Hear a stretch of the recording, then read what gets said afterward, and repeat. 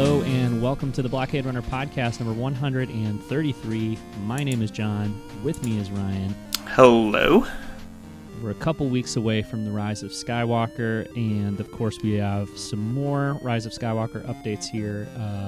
They're coming fast and hard these last couple weeks, so we've got a bunch of cool stuff to talk about as far as TV spots and featurettes and Good Morning America appearances and all kinds of stuff like that. So we're going to kick off the show with that. We're also going to take a look at a Star Wars Kabuki video or Kabuki performance that we were able to catch a video of on Twitter. So we'll talk about that and some comments from our friend Dave Hackerson, who is an aficionado of all things Star Wars in Japan. So we'll take a look at that, and then we'll wrap up by discussing the Mandalorian Chapter 4 Sanctuary. So that's the outlook for the show, and chapter markers will be there if you want to skip around, or if you want to avoid some of the Rise of Skywalker discussion, because there is some pretty fun stuff in there that I could see some listeners wanting to not know. And as we've talked about before, some people go into the Rise of Skywalker promo blackout period or whatever, and so if you're already in that now, definitely look at the show notes and chapter markers and jump ahead past the Rise of Skywalker stuff. Cool. This, though, right? Yeah. Before we get started, can we rip off another podcast real quick? Sure. I think so. Okay. Because something, one of my favorite Star Wars podcasts, Scavenger's Horde, always does is the hosts ask each other, what was your week in Star Wars? Sure. Yeah, the week in Star Wars. You know, I was thinking about that, and like I love that. I love that. It's for like the little, like personal minutia of, Star Wars fandom. And I love the way they do that. And so I wanted to ask you, John, how was your week in Star Wars? Oh, well, thanks, Ryan. My week in Star Wars was pretty good. I watched Good Morning America a couple times. I watched Star Wars A New Hope with the fam as we're doing our saga rewatch. I played some Jedi Fallen Order. So yeah, lots of Star Wars this week for me. How about you? I watched and rewatched a bunch of Mandalorian.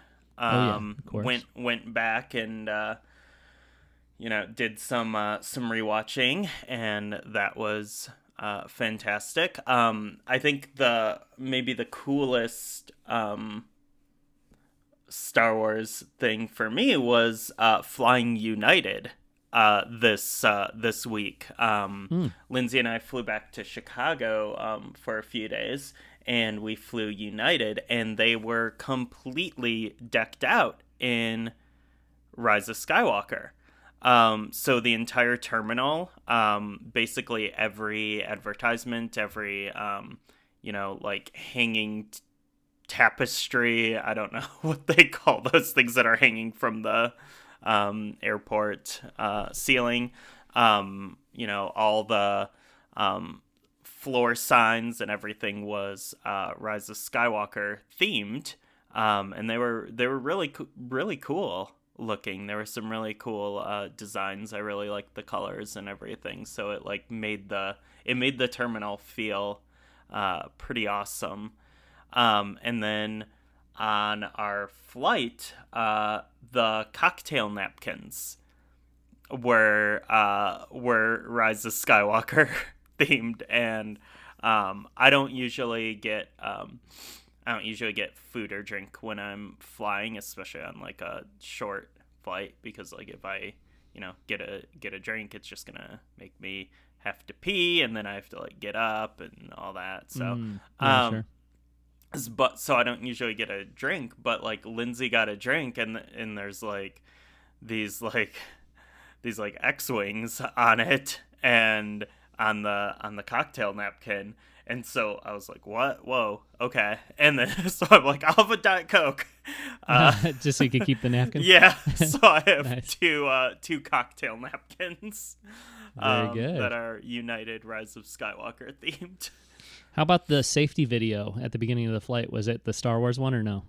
No, it was just yeah, it was just standard United. Yeah. Yeah. Well, we didn't actually. I don't think we actually had videos. It was just a crew member. Oh, okay. Yeah, Huh. we didn't have Yeah, we didn't have TVs. Oh, you must have been on a little old plane. Maybe, I don't know, but it was fine because on my flight, and I guess this is more Star Wars. On my flight to Chicago, we were delayed on the tarmac for 1 hour, which sucked. But it happens. But over the course of that, what was supposed to be a 2 hour flight that became like about a 3.5 hour flight after all was said and done, I read the entirety of Bob Iger's book on my Kindle. And there's some great Star Wars stuff in there. And then on the way back, we flew back on Friday, so so like as soon as I woke up Friday morning, I used the Disney Plus app and downloaded episode 4 of The Mandalorian onto my phone and a few other things as well, and then I was able to watch that on the flight back here to Denver. And I have to say, like, that Disney Plus rules. Like, it's so awesome to be able to just like download videos, like download like shows or movies you want to watch, and then just like have them on your device. And the quality is incredible. And yeah, it's awesome. Yeah, no, the service is great for sure. And I had been tweeting earlier this week from the Blockade Runner account about how good A New Hope was looking on Disney Plus when we watched it the other night. Yeah, very impressed with those. And we chatted a little bit, Ryan, about how the OT Blu-rays are probably in our past at this point because they look better on Disney Plus. So I'm definitely more of a physical movie kind of guy. Like, I want the Blu-rays, and I would prefer to watch them that way and not have to worry about streaming and buffering and all that kind of stuff. But for now, anyway, until they release these versions on Blu-ray, I think watching them on Disney Plus is the way to go. So for sure, Disney Plus is very, very good. Yeah. One last thing. On my flight, I watched. I caught up on the Imagineering story, and for Star Wars fans, I don't remember if it was episode 2 or 3, but there is a bit on Star Tours in there, and you get to see some great George Lucas, some very good George Lucas in there. Oh, okay. Yeah. Yeah, I haven't watched any of that. I'm not like a huge Disney Parks aficionado or anything. Do you think that's a good watch for somebody like me who's not super into like Disney theme parks? Yeah, I mean, I think it's just a really well done documentary series. Okay. It's more candid than I had expected. Okay. And like, it's funny because some of this stuff, like, I think there's no secret about like Disney's struggles in the late 90s, basically through the 2000s. Financially they were fine, but like creatively there were a lot of struggles. A lot of that's in Bob Iger's book, and it was reflected in different ways in the Imagineering document, like kind of the end of Michael Eisner's run and stuff. So that was it's really good.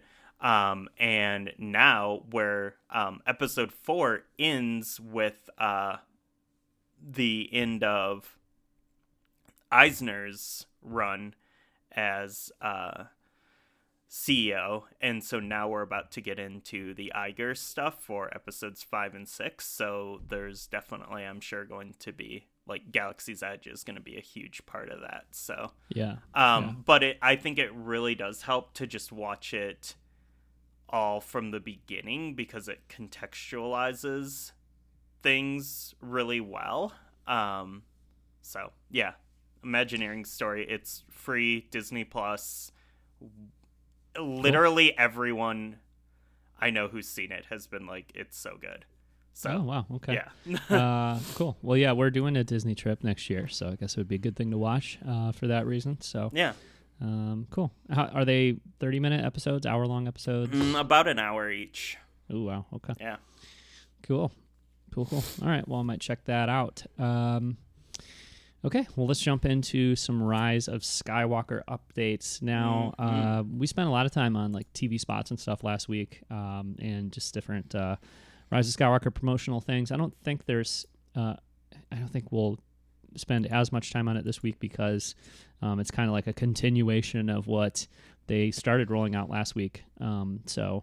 Which is very nice to see. There's been a lot more stuff. They started out the week on Monday. We talked about this on the show last week, that we knew JJ was coming to Good Morning America and he was going to share a clip, but they did start that out Monday morning. JJ was there and he brought a 30-second clip with him to show on Good Morning America. I think they also showed it on, he was on like maybe the Colbert Show or one of those late night shows too. I think they showed it there as well, but obviously it went up on YouTube right away, which was great. 30-second scene from Pisana featuring some, what are they called? Rocket troopers? I don't know what they're called, actually, the stormtroopers that have the rocket packs, but jet troopers? I would call them jet troopers. They're probably called jet troopers, because there are also the Sith jet troopers too, right? So good call, Ryan. But yeah, this Pisana chase scene that features those Sith, or not Sith, but the jet troopers chasing Rey and Finn and Poe and Chewie and C-3PO. So the whole gang is kind of there, and BB-8. And it's a fun action sequence and some fun dialogue from C-3PO, Finn, and Poe about expressing shock that the stormtroopers can fly now. So, what do you think of the scene, Ryan? Yeah, it was fun. I mean, first of all, you called it. Thanks for. Yeah, I did. You were like, "Yep, that they're gonna show footage. It's gonna be, right from the Pisana chase scene." And you were correct. So yeah, good call. Good instinct. Thank you. And JJ did say that that's from early in the film too, when he was on Good Morning America. So we know that. I think it makes sense anyway, since it's gang all together kind of on an adventure sort of thing. I would imagine as the movie continues, they end up being split in different directions, but early on they're together there in Pisana. So yeah. But yeah, it's really fun, right? I mean, it's 30 seconds, which is great because, a lot of people are wary of seeing too much of the movie anyway. So, if they showed a 3-minute segment or whatever, I guess that would be a lot. At the same time, 30 seconds, it's this tiny little slice, pretty much out of context of what's going on, before and after. So, it is just a little flavor, sample, I guess you'd say. But it's really fun. And JJ's been talking, we talked last week about how he's been discussing, and some of the cast has been discussing, kind of going for a fun kind of, sort of emulating maybe the big three kind of Harrison, Mark, and Carrie dynamic from, the original trilogy, especially A New Hope, which I just watched, and all that kind of energy and joy. that's so present in their scenes together in that movie. And so, you definitely get a taste of that from this, that there's like kind of a fun adventure thing going on. C-3PO gets to shine there, which is great. I thought it was really good. Yeah. I'm like, I don't love that, he said that, in a way, like, because I think that, that sets up, like, I don't know, like, it sets up comparisons that I don't think are going to be, like, fair. But, I mean, I don't know. I don't know how it's going to work out. I don't think, I don't know. Something about that just feels like a little off and weird to me. To be like, we're trying to emulate these 3 characters from this movie from 40 years ago. Well, I don't know. He didn't say that exactly. I think as I paraphrased it, maybe I went a little too far with it as far as that goes. But I see what you mean for sure. I think the way that I'm looking at it or thinking about it or whatever is just that, like, there are certain parts of the recipe of what Star Wars is that are really important or can be really important. And even in the original trilogy, I feel like that dynamic between those 3 characters is most felt in A New Hope, and it's not nearly as present in Empire and Jedi because they're really not together for most of those movies, and it becomes more about the dynamic between Harrison and Carrie, and Mark is kind of, doing his own thing for most of those 2 movies. So it doesn't have to be in every Star Wars movie, but I would say that with the sequel trilogy, it's really not a big factor. I mean, you get it with Daisy and John in Force Awakens, in the kind of first half of that movie or whatever, but then that's really not a big component of the sequel movies. So to me, it's maybe like a little bit of like, okay, well, Star Wars is a lot of different things, and kind of getting that Star Wars feeling and vibe and stuff it comes from a lot of different places. But maybe one thing that we haven't captured quite so much that's part of the kind of Star Wars equation is that kind of adventurous, like, group on a kind of adventure, and the chemistry between a group of 3 people or whatever. Not that it has to be 3, but Yeah. So I think that I'm looking forward to that. They've been talking just more broadly about the movie being fun and being an adventure, and the fact that at least maybe in the first half of the movie or something, they're on a mission to get something before the First Order gets to it, and it just kind of gives you a feeling of that there's going to be this energy and kind of like joy to it. And I think, maybe that's a big part of what he's talking about too, not just so much like, well, we're going to try to copy, the chemistry between, Han, Luke, and Leia in A New Hope. But he didn't say that so much. But yeah, I think for me, it's just like, I'm hoping that this is like a coincidence serves the story, and then they were like, oh wow, this, like, this echoes whatever from the original film, or like it was maybe like a small part of the writing or something. Like, I don't love this idea of like these 11 things are Star Wars, and this is the the checklist of things that need to be in Star Wars. Like, You're doing the thing that I usually do right now, which is like getting real ornery about something super specific, Yeah.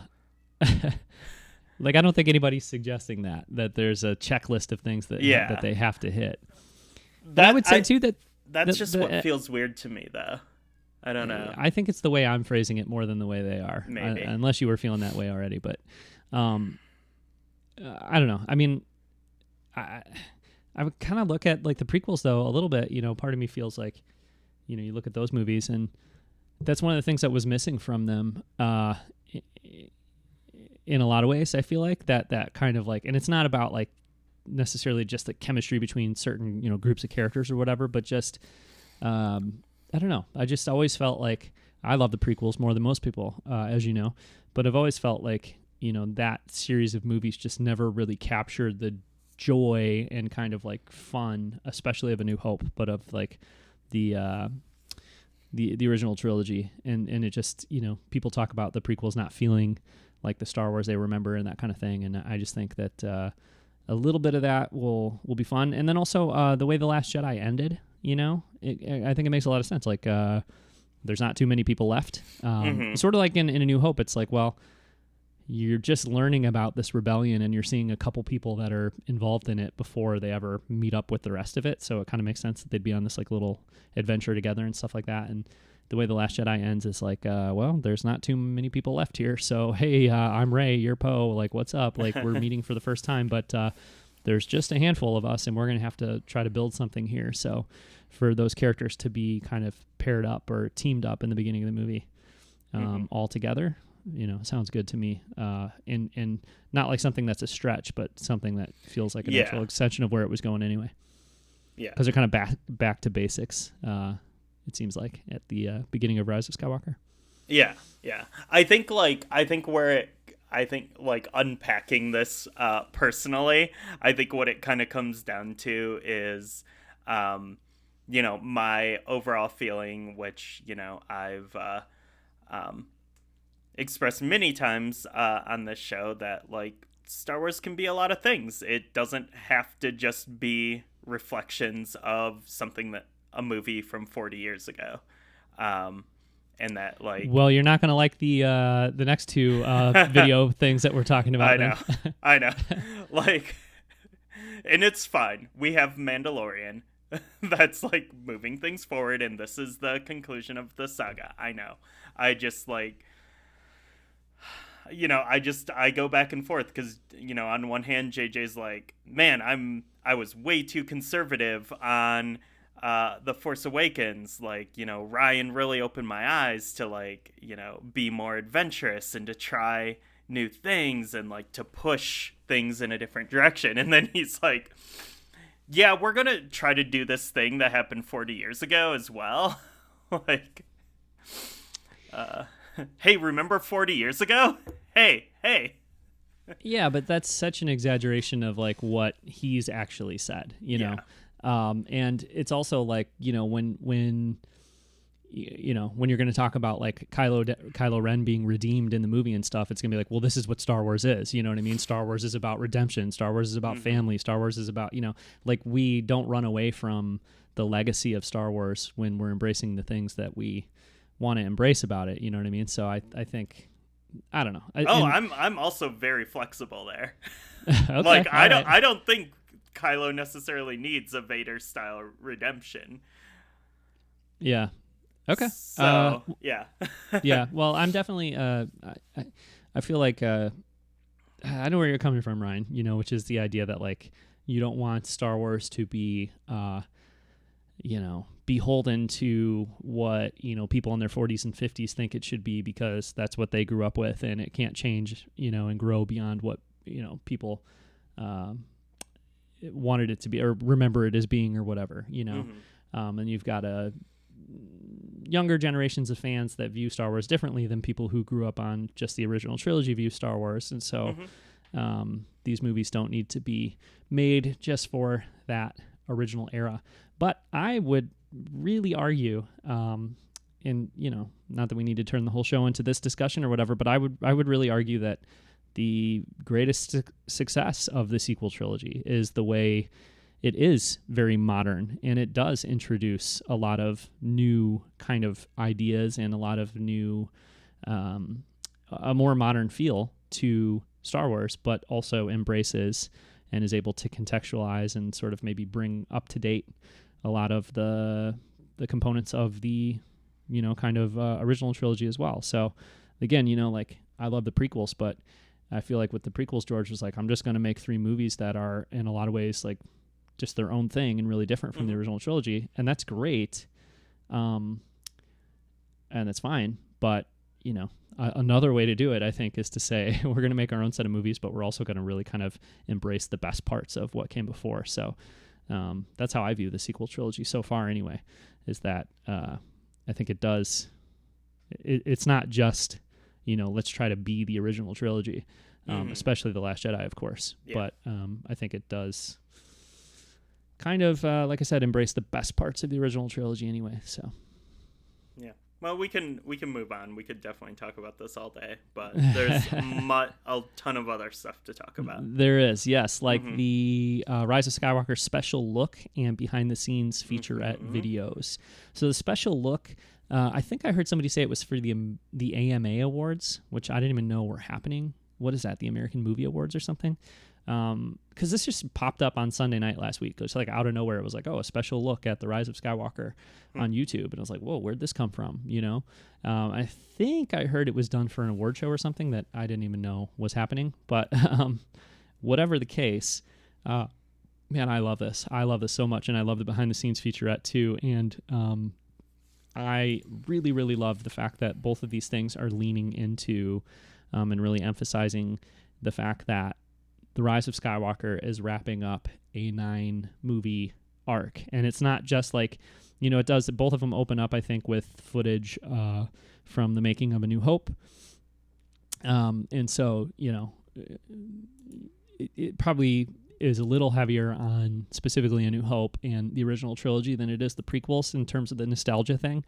But it, you know, features a lot of behind the scenes or just footage from all of the Star Wars movies preceding The Rise of Skywalker, and I love that. Like, personally, I love it, and then also kind of from a marketing perspective, I love it too, because it was kind of quiet coming into this month and next month, and yeah, I just I really like the idea that they're now kind of focusing on the idea or communicating the message that this is the end of this big series of movies that you guys have all loved and watched for all these years. And so, you know, come watch this final film, and really making it feel connected to all the movies that came before, I think is very smart as far as the marketing goes. But I think they also do it because I can see, you know, like just kind of, you know, coming from our last conversation, I can see where, you know, you might not be as into that sort of thing, Ryan. And by the disgusted look on your face at the moment too. No, that's hyper. It's not. You're not disgusted. Yeah, no, but you don't look thrilled. I'll explain why. Okay. I just remembered something from that video, but go ahead. Okay. Continue. Yeah, no. I'm just saying, like, I love the idea that they're really kind of, you know, mining the history of this stuff as it's concluding, and it makes the whole legacy of this saga of movies and everybody who contributed to them and everybody who was in the movies, not just The Rise of Skywalker or this sequel trilogy, but, you know, Carrie Fisher and Harrison Ford and Ewan McGregor and Natalie Portman and all those people who were involved in all these movies.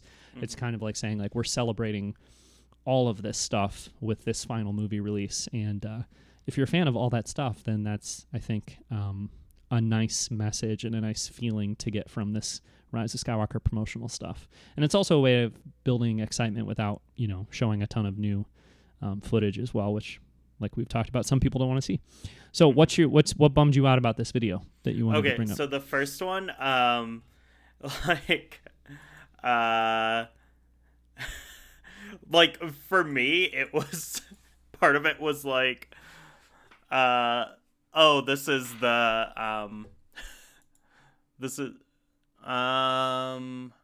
how to put this. It has, I guess I can sum it up with, there's some Family Guy footage, and there's Ronald Reagan saying, "May the Force be, or the Force is with us," and then it's like, oh, cool, this is a video featuring, like, fundamental misunderstandings of Star Wars. I see. Yes, yeah, I didn't mention that. It does feature a lot of, like, pop culture Star Wars footage, just to make the argument that Star Wars has really been important culturally for the last 40 plus years too. Yeah. Yeah, no, I really dislike the Family Guy. I also have a strong distaste for Ronald Reagan. But it doesn't bother me when I watch the package, because it's just like, you know, the point is just to be like, hey, it's been omnipresent for 40 years, you know, and something that's been important enough that, multiple presidents of the United States have referenced it or talked about it, publicly. And there's all these, television shows that I don't like. What is that? What's the show with Jason Segel that they have a clip from there too? Oh, How I Met Your Mother. Yeah, not really a fan of that kind of thing myself either. I mean, I don't have a problem with it, but it's not something I'm into. So it's not like I go like, yes, that wonderful TV show they're talking about. Like, I mean, yeah, most of that stuff I don't care about at all. But it's, I don't know. I still appreciate the argument it's making. Yeah, but like, I don't know. I guess like this sort of video like isn't really for us or for it's me. For me. Yeah. Okay, maybe not. Like, because I know Star Wars is important. I don't need to hear Barack Obama say, I'm going to go see Star Wars to be like, oh, this is important. This matters. This is a modern myth. Like, I don't need, like, a TV spot telling me that. So, I don't know. So these feel weird to me. Like, all of this stuff. Like, and I get, like, I don't know, like anytime like you have someone sit down, like whether it's Anthony Daniels or whoever, sit down and be like, this is a modern mythology, this is people's childhoods, like I don't know, like I don't like it being, I know these things, I don't like it being told like overtly. Like it feels weird to me. Well, yeah, we are definitely diverging on this one, divergent paths here, because like I love this stuff, like I love it so much, and I think partially why I love it is because I think it's really well done. There's a way to do this that would be I think it's a delicate thing actually, because it could come off as, I guess, the way that you feel it comes off, which is kind of pandering and gross or whatever. To me, I feel like it's like really well put together. I feel like it's very tasteful, and it totally has the emotional effect on me that they want it to have on people, I think, and I'm pretty dialed into like what's going on with Star Wars as far as the behind the scenes stuff and all that, you know what I mean? So if there's anybody out there who maybe would kind of be unaffected by this, because I hear actors from Star Wars talking about Star Wars all the time. I'm reading so many, interviews and commentaries and quotes, and you know what I mean? I hear I've heard Anthony Daniels or Mark Hamill talk about making Star Wars a million times, and I'm aware from the first 10 seconds of watching this little video of like, oh, I see what they're trying to do. They want to like make me feel nostalgic and make me feel emotional about this series coming to a close. So I feel like, if it wasn't done well, it wouldn't work for me, because it's not like I'm not aware of what they're doing. It's not like they're catching me off guard, but I love it. Like, I just feel like it's really well done. And, man, hearing Anthony Daniels talk about people coming up to him and saying like, thank you for my childhood and stuff, especially coming from him. It's just like, it works for me. I don't know. It makes me happy. And it makes me happy to see the people involved in making Star Wars, being reflective about it. And I really love the way they recontextualize footage of like a young Mark Hamill or a young Carrie Fisher talking about making Star Wars.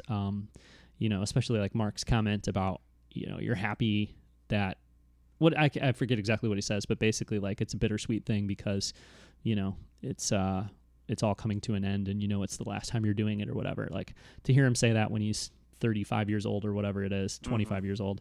And then, kind of juxtapose that with footage of him sitting on the Falcon as a 65-year-old man or whatever, talking about coming back and being surprised about having the opportunity. It just like, I don't know. I love all that stuff. It really works for me. Yeah. So, and I really love too, like maybe some of my favorite things, I think I texted this to you guys and got crickets in response, but, Ewan McGregor doing his like lightsaber technique behind, backstage behind the scenes, and then immediately cutting to Daisy doing like the same thing. It just like really sells the idea that like this is a generational thing. It's not only is it a generational story like within, the actual storytelling, but like generationally, there has been a Star Wars saga for multiple generations, and it's something that continues, but also it's coming to an end. Like, that makes me feel stuff, I love that. Yeah. So it works for me. The special look is really just promo stuff like that, but the behind the scenes featurette, even if you don't go for the nostalgic kind of vibe of the whole thing, does obviously feature you get to see some new bits. Yeah. Some new bits. Cool. Yeah. So did you have any favorite new bits? No, I think it's just cool. Seeing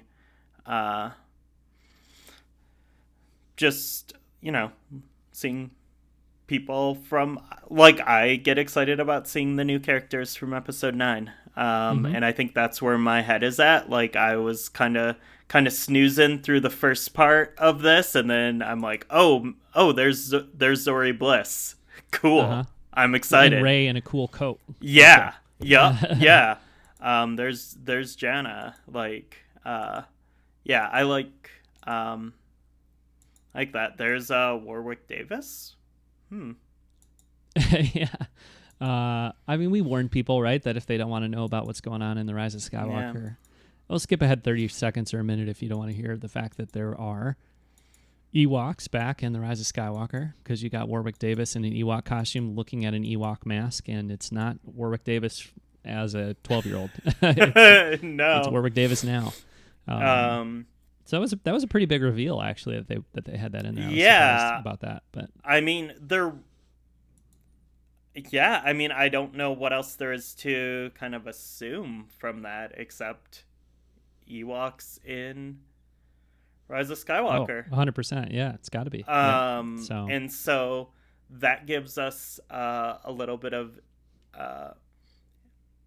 I guess, our first real information about the natural lifespan of an Ewok. They are still alive.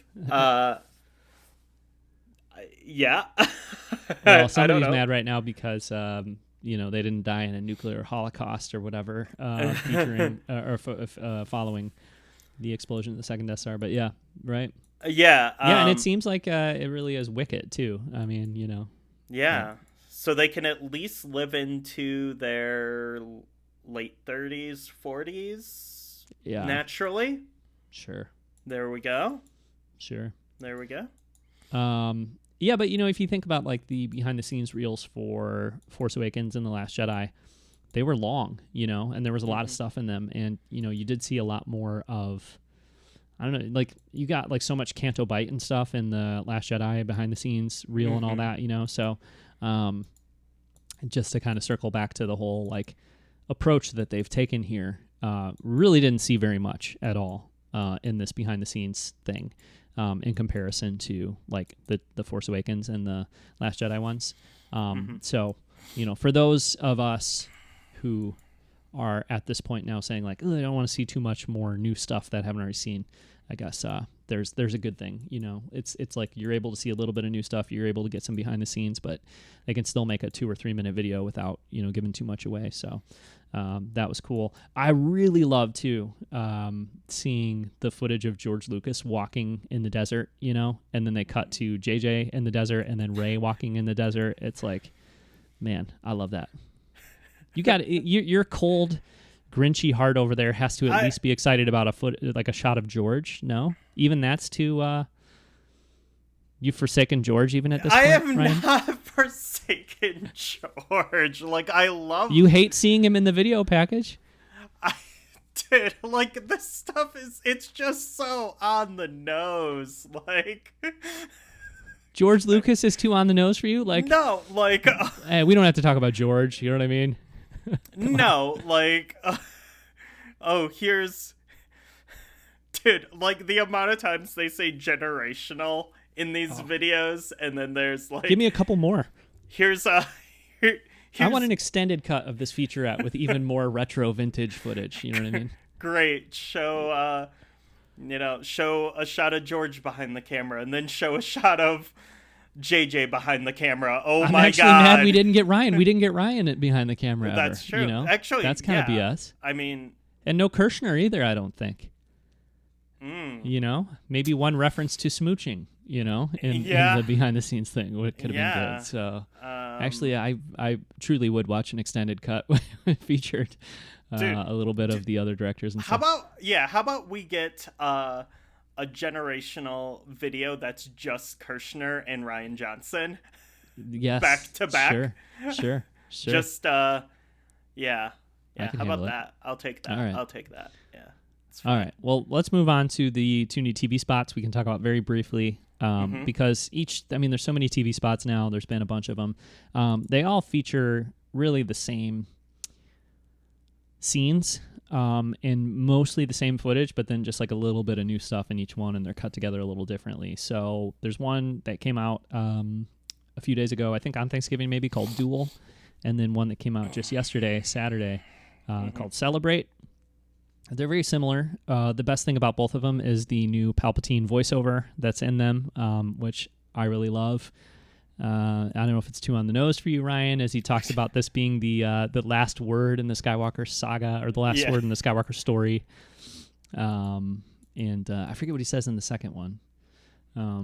But in both cases, it's very much like this is going to be the end of the whole Skywalker thing. But Palpatine saying that kind of like within the context of the story. So continuing to sell that idea,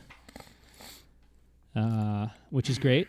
We get some footage of Leia, or a shot of Leia holding a lightsaber, probably the hero blade lightsaber, the one that Rey has repaired, I assume.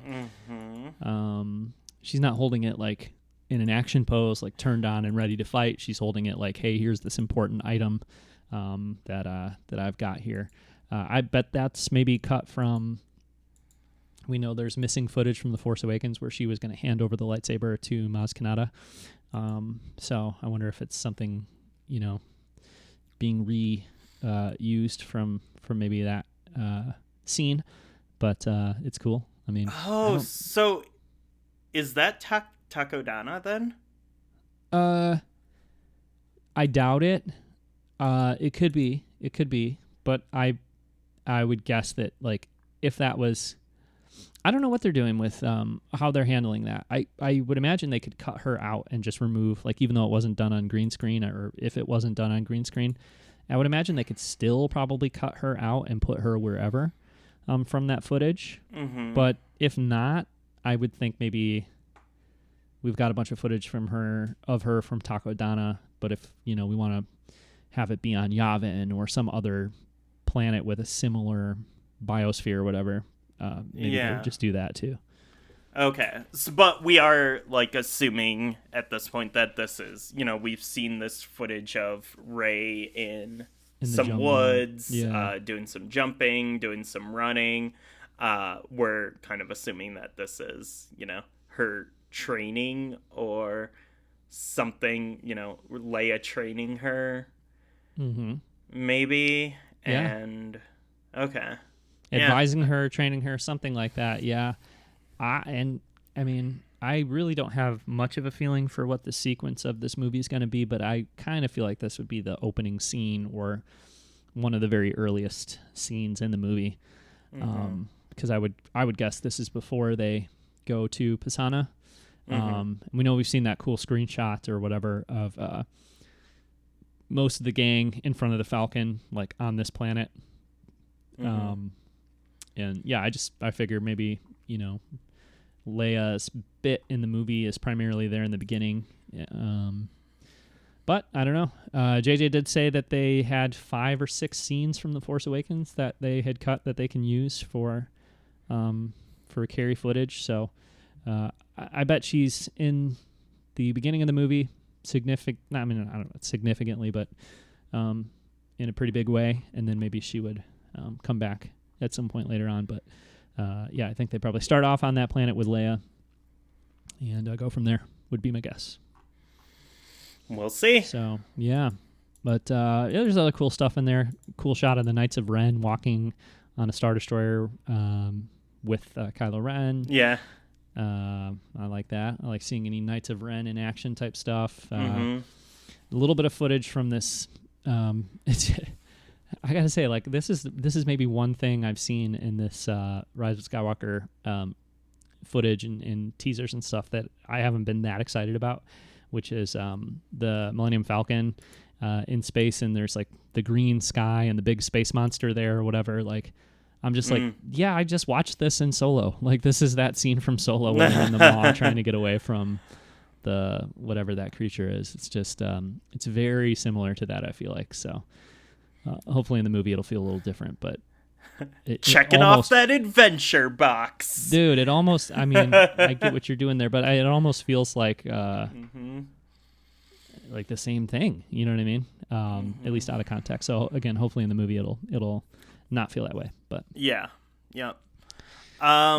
Hey, before we move on, there's one other trailer that you don't have listed here. What's that? The Chinese trailer.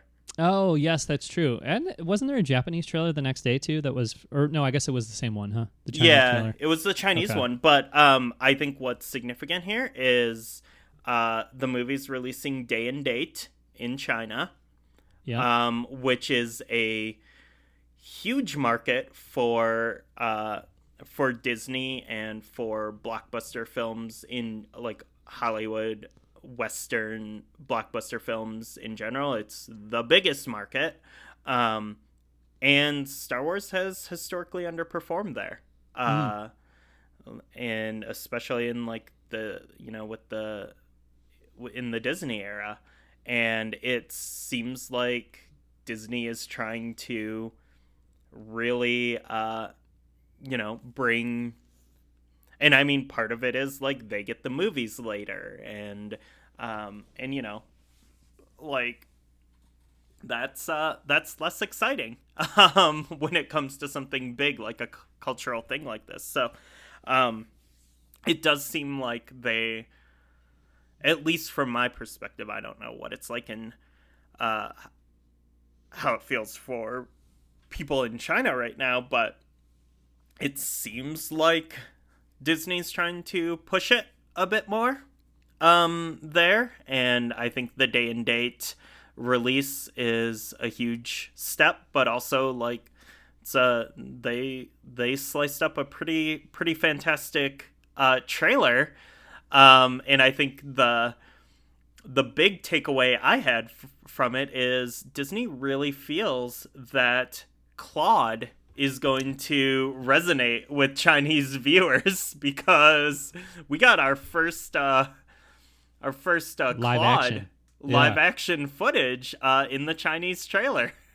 So yeah, that's true. No, that's true. That's a great point. I can't believe I forgot to mention the Claude stuff in the Chinese trailer.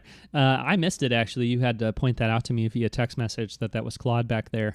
I think it's like a darkly lit cockpit shot of the Millennium Falcon that he's in. It's from that Han Solo, or that Solo: A Star Wars Story, space sequence that, or the one that feels that way anyway. I think that's what it's from. At least that's the way the trailer makes it seem. So, blink and you miss him. But yeah, Claude's in the Falcon. That's pretty sweet. So that implies movement. We might get to that see he's mobile. To see Claude shuffling about. That's exciting. Seeing him going up the ramp of the Falcon. Does he talk? I mean, I assume he talks if he's going to be in the cockpit of the Falcon. So I guess he could just speak another language or something. But a lot of unanswered questions about Claude. How does he move? Where does he move? How does he talk? When does he talk? Why does he move? Yeah. Why is Claude on the Falcon? How does he get there? Yeah, I think that's the mystery at the heart of The Rise of Skywalker. That's what's going to bring this saga together. I think he's on the Falcon because he's a loyal member of the Resistance, Ryan. So, why wouldn't he be on the Falcon? Well, you can't fit... I mean, I guess at the end of The Last Jedi, you can fit all of the Resistance on the Falcon, but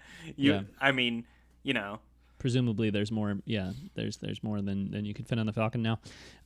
As far as the China thing goes, though, I hope that they do some improved business in China with this movie.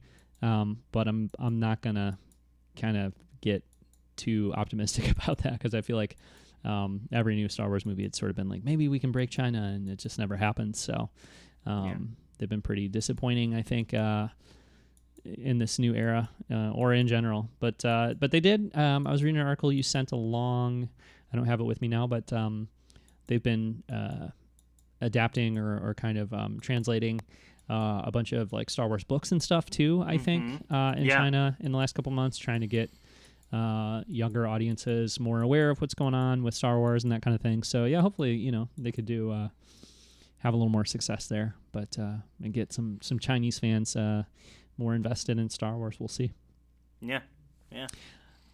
Speaking of getting fans invested, John Boyega made a crazy Instagram video earlier this week, which is basically like a Masterpiece Theater parody featuring him and a feather quill writing an invitation. And he speaks with a British accent anyway, but a very exaggerated, like old man, kind of classic sort of British accent that he's using in this video. And yeah, he's using this feather quill or whatever to write an invitation to Oscar Isaac to be his +1 to the Rise of Skywalker premiere.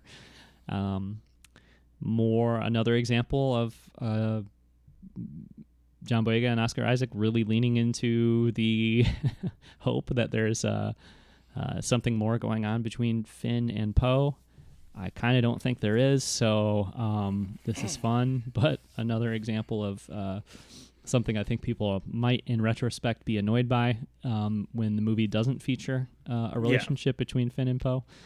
But, I think it's a pretty funny little video he made, and it's cool to see him having fun with just, the whole being in Star Wars thing overall, and seeing that him and Oscar are friendly enough and affectionate enough towards one another to kind of do a fun little video like this. But I don't know. We'll see what happens as far as those characters go in the movie and how people feel about this kind of stuff when it's all said and done, I think. Yeah, I think I think Finpo is in game. And so kind of the way I see this is, yes, that's what I want to see happen. I think it's, in a lot of ways it is, the feelings of those characters for each other are present. They're strong. I think it's totally believable. I don't think it's going to happen. Unfortunately, especially, considering we just talked about, Star Wars trying to break into China. And I think one of those concessions that are made, in which there are many when looking at that market, based on the culture and politics there, is homosexuality has traditionally been a no-go in films there. Like most recently, Bohemian Rhapsody had the homosexuality kind of censored there. And that's something to consider with a tentpole release like this. I think from an artistic standpoint, from a human standpoint, it should not be a consideration. But I think there are financial things happening that have to be considered that that makes it feel, kind of less likely to me. But I don't know. Yeah, I think, I would certainly appreciate if they, kind of went that route with those characters and had a romantic conclusion for them or something along those lines. I think I would be, I would definitely, like I said, I would appreciate that. I think that'd be cool. At the same time, I don't really feel like that was ever part of the plan. And so If they surprised us and they did it, I think that'd be great. But then I feel like, that there's like a small segment of Star Wars fandom that's like the really intense part of Star Wars fandom that's like, eating, sleeping, and breathing Star Wars all the time. Like even like, a year ago when Star Wars was in like a real slumber, Solo had tanked, The Rise of Skywalker was still like super far away, and yet like those of us who are really, really, really into it are like still talking about it all the time and thinking about Star Wars and talking about Star Wars, and like I think there's when you're in that little Star Wars bubble, it can feel like, dude, everybody has been talking about Finn Poe and everybody wants this to happen, and it's something that's really obvious, and like it's this whole thing where people have been anticipating it for so long that it feels like a likely conclusion, I think.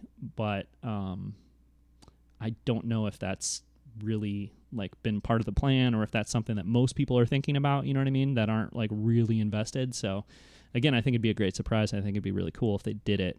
But I feel like when you're like really deep in the Star Wars fandom, it can feel like something that is maybe more likely to happen than, or kind of more hinted at or whatever than maybe it actually is. So that being said, you got John Boyega and Oscar Isaac joking about it all the time, but they're being asked about it all the time too. So I don't know.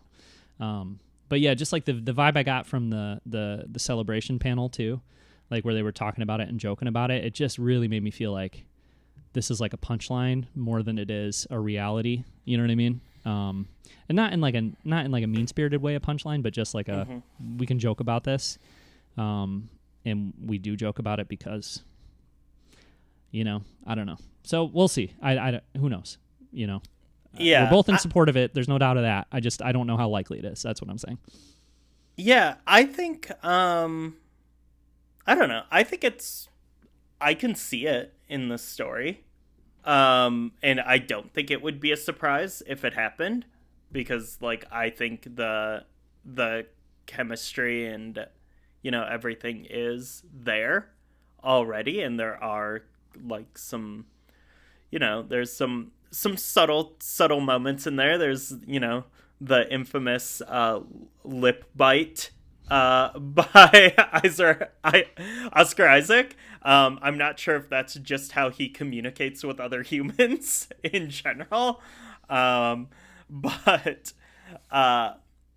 yeah, no, I think I don't think it would be a surprise. I think like stuff like this though is like them kind of saying, we hear you, we acknowledge this, you're having fun with it, we're gonna have fun with it too, and that kind of that's what signals to me like, okay, this is probably not happening in the film. Yeah, exactly. Like, it's we're having very fun with different than when you when people ask, Reylo. Yeah, ask Adam Driver or Daisy Ridley about Reylo, and they're like, it's complicated. Yeah. It's not all one thing. Yeah. Right. So yeah, I think it's a different feeling there. But I gotta say, there is an appetite for romance in The Rise of Skywalker. I think we talk about things that we haven't really gotten from the sequel trilogy. I'm ready for some smooching. Like, you basically, and Irvin Kershner, yeah. Like, I really at this point don't really care who it is. Yeah. I want to, it could be Zori Bliss and Poe Dameron. It could be Rose and Finn.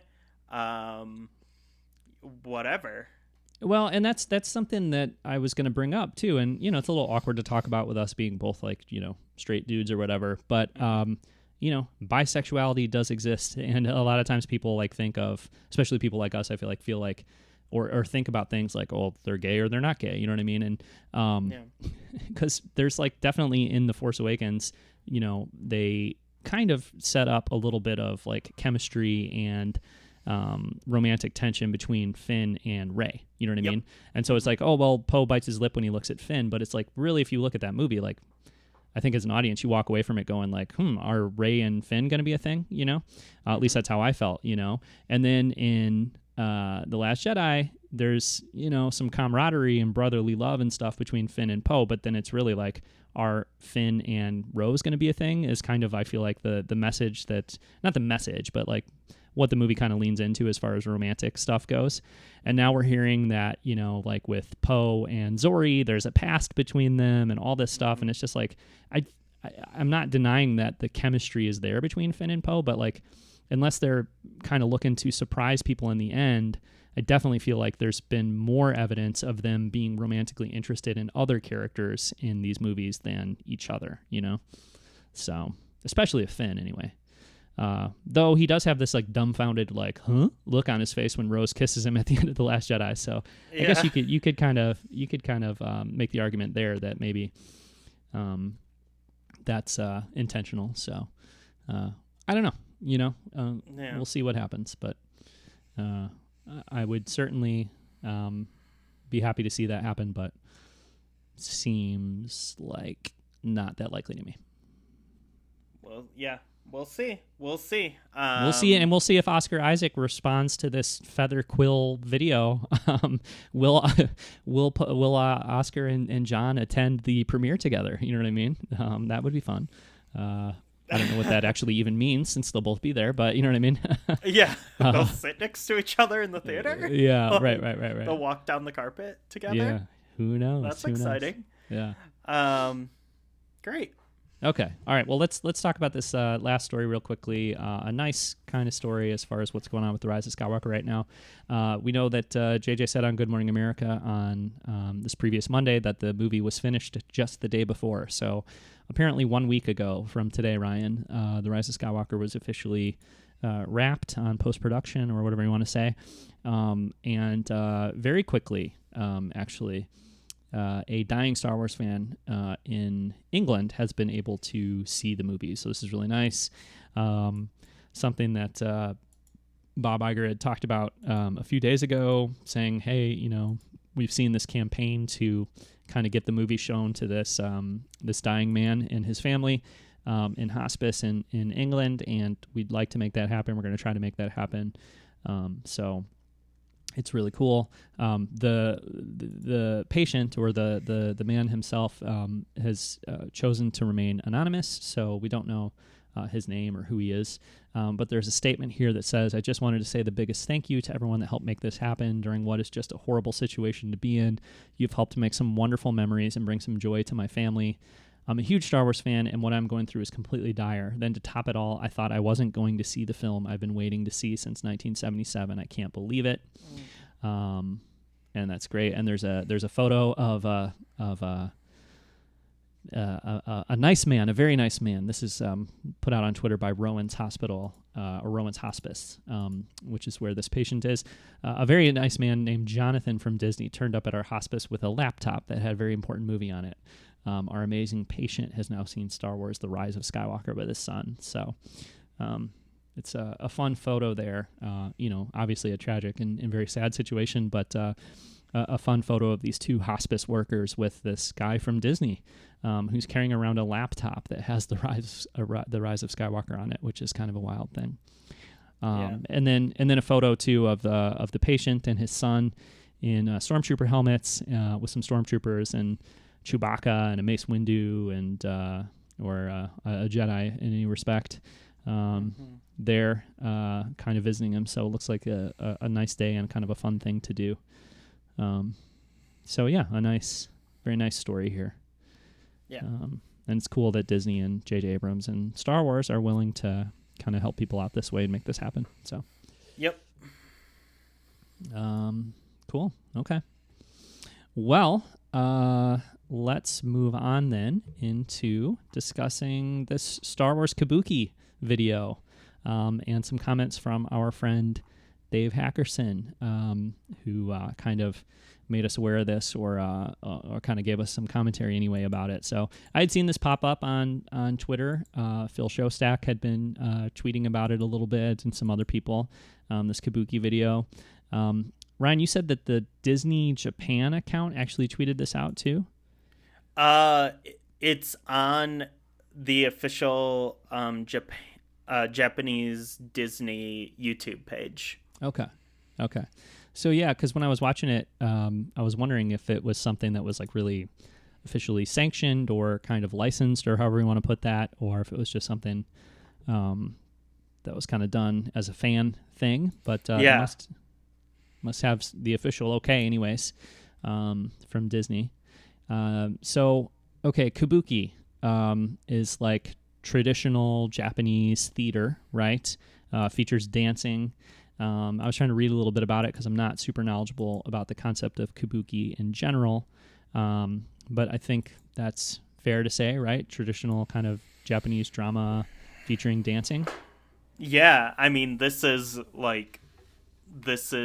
the sort of, when we think about Western storytelling and performance art, we think of like Shakespeare and like plays and everything, and this is kind of the very quintessentially Japanese theater. It's it's ancient. It's been a part of Japanese culture for as long as Japanese culture has been documented, basically. It's so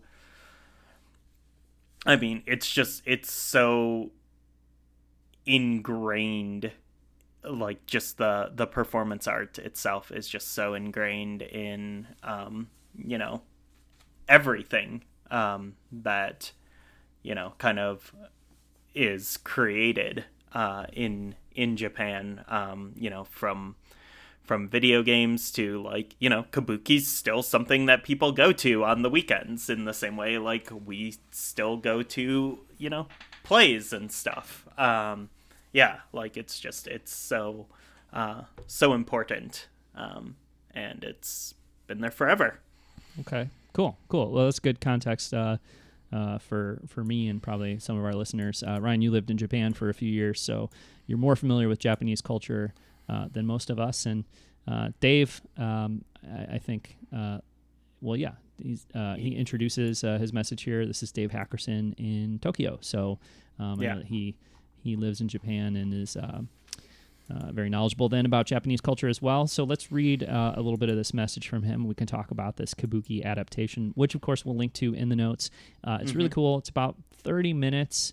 And the video itself is more like 50 minutes, but there's, as Dave will point out here, there's a lengthy introduction, and then the last few minutes of the video is like credits and stuff like that. So it's roughly like 30 minutes, I think, or so, and definitely worth checking out. So do follow the link and take a look at this. But here's Dave's message to us. Hey guys, this is Dave in Tokyo. I'm sure you saw, but yesterday evening they did the live stream of Kabuki adaptation of Star Wars, specifically selections from The Force Awakens and The Last Jedi. It was simply sublime. Ibizo, Japan's leading Kabuki actor, really went the distance with this adaptation and stayed true to the art form, giving the characters original Japanese names that resemble their English equivalents. I especially like how he adapted Luke to Ryuku. The kanji he selected for the adaptation was... I can't read that, Ryan, can you? Well, I guess he kind of translates it for us anyways, because he says the first character, Ryu, means to flow like water, while the second, Ku, is for sky, which means void as in emptiness in Buddhist contexts. Seeing these two characters, I instantly recognized he was conveying the meaning of Skywalker. Keep this note about the name adaptations in mind when you read the opening crawl, as they are spelled out to match the pronunciation of the corresponding kanji characters used in Japanese. The first 15 minutes are an introduction, like we said, in which the host speaks with 3PO, R2, and BB-8 to discuss the basics of Kabuki. The set poses characters do emphasize key moments in the plot, the involvement of the audience, etc., and the actual performance begins around the 17-minute mark. So, do you have any thoughts, Ryan, on the that first part of the message there, sort of the kanji and the adaptation of the names and that kind of thing, or? Well, the opening crawl is wild. Okay. I watched, I didn't watch the whole video, but I skimmed through it. I do. I did plan watch on the whole watching video, this. so You did? yeah. Oh, cool. Yeah. I do plan on watching it at some point because it looks amazing. It's super it's really high cool. quality too. Oh man. Yeah. So yeah, I think this is.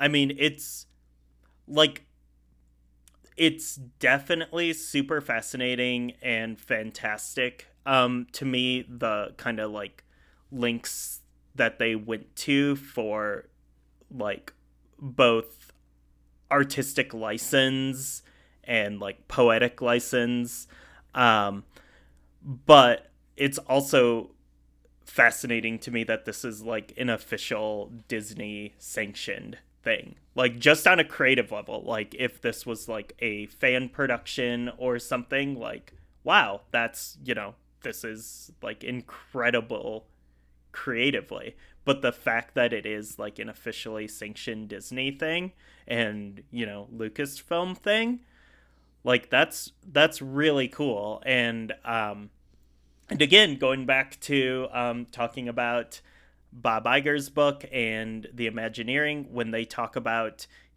bringing Disney to other countries and the lessons they've learned about, making Disney, holding on to, the core of it, but then also adapting to,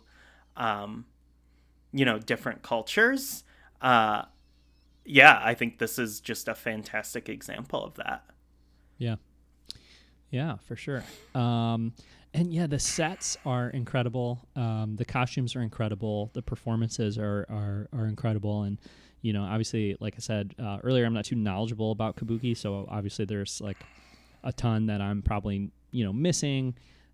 Dave talked about how in the introduction, they discuss kind of the meaning behind certain poses and the way that the actors emphasize certain moments and things like that. And I'm sure I'm missing most of that, but it's still just so impressive to look at, and artistically, like the backdrops and the kind of animations or the visual kind of art up on the, what would you call it, like the screens behind them or whatever, or the curtains behind them, I guess. That stuff is also cool. To me, I think the highlight is well, let's see. Actually, let's look at this next note from Dave, and we'll talk about. So this. I'm gonna stop you there. Yeah, I think maybe we should put these notes from Dave because they're super insightful and like he knows his stuff. I wonder if we should put these into the show notes or whatever when we post this episode, and like maybe spoiler them so that like if people want to watch this and then have their own interpretation and then read the reflections. Oh, okay. Sure, we could do that. Okay, yeah, we could do that. Because I mean, I think like Dave goes pretty deep on this and pretty hard. And I don't know, maybe like some people would want to watch it first. Okay. And then I think after you watch it, like you should definitely read his comments and his explanations, especially if you're like us and don't know a ton about like Kabuki, let alone, who some of these people are, the actors and everything. Like, okay. Yeah. Well, okay. Let me share this last then non-spoiler comment about the video itself. Okay. So he says in his introduction from around the 1330 mark, Abizo describes how George Lucas was inspired by Japanese culture and that a Kabuki interpretation of Star Wars was in a way returning the saga to its roots, and talks about how Star Wars is a family story of love and loss. So yeah, that's cool. I love that. Yeah, it's nice to see because, people do talk about Kurosawa when they talk about Star Wars, and they do talk about that influence on George. But I think that is an influence that is further reaching than necessarily people always give it credit for or kind of understand. So kind of cool to see that connection there. So we can leave it there. Ryan will leave it there, and we'll definitely link to the video and recommend people go check out the video, and then we'll put the comments from Dave in the show notes, so you guys can check those out as well, and also link to Dave's Twitter. But also Dave has a blog that features a lot of discussion of Star Wars, specifically in Japan. So he does posts about various topics related to Star Wars in Japan. So I will link to that as well. Mm-hmm. Cool. Yeah. And thank you a ton, Dave, for, reaching out and sharing this with us. Like, this is extremely my wheelhouse, Japanese Star Wars, and, that's awesome. So thanks a ton for, reaching out and sharing this with us. Right on. All right, well, let's move on to our final topic here, Ryan. We'll talk about the Mandalorian Chapter 4, Sanctuary. So we've got a few notes in here, but I'm sure you have quite a few thoughts to share about the episode as well. So, again, if you haven't watched Mandalorian Chapter 4, then we're going to spoil that episode. But, it's not hard to access if you live somewhere where you can access the show. And the good news for Japanese fans, I saw that The Mandalorian is coming to Disney Direct, I believe is the name of the service there. And our friend Kevin there, Ryan, posted about that. And so it was not, Disney Plus is not coming to Japan until, I don't know when, next year or the year after, something like that. But they have a different service there called Disney Direct, I believe. And it had not been announced, like after Mandalorian and Disney Plus has already premiered. It had not been announced or decided, I guess, like how fans in Japan would be able to watch that. Watch Mandalorian. So, but it is coming. I don't think it's out there yet, but it's coming sometime in December, I believe. So that's good news. Speaking of Star Wars in Japan, yeah, we know that Star Wars fans in parts of Europe don't get Disney Plus until the end of March. So there are some people maybe listening potentially who still can't watch the show, at least through traditional channels. So if you haven't seen Mandalorian Chapter 4 yet, that's we're going to talk about it and spoil it. So just throwing that out there. Yeah. All right. So this episode, basically Mando's on the run with Baby Yoda, finds a planet that is relatively quiet, he hopes, and tries to lay low there. The first time he mentions the name of a planet in the show, I believe, or that any planets have been actually named, like, in the show. I don't remember the name of the planet that he goes to, but that was interesting, I thought. And of course, while he's there, he meets Cara Dune, and has to fend off some raiders and protect this village. So a lot going on in this episode. I think it's the longest episode so far. They're all within a couple minutes of one another anyway. But yeah, that's basically a quick overview of the plot of the episode. What's your initial reaction to this one, Rye Guy?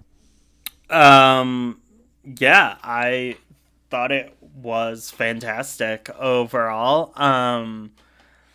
I guess kind of just like jumping around, some of the things I really liked about it were, it really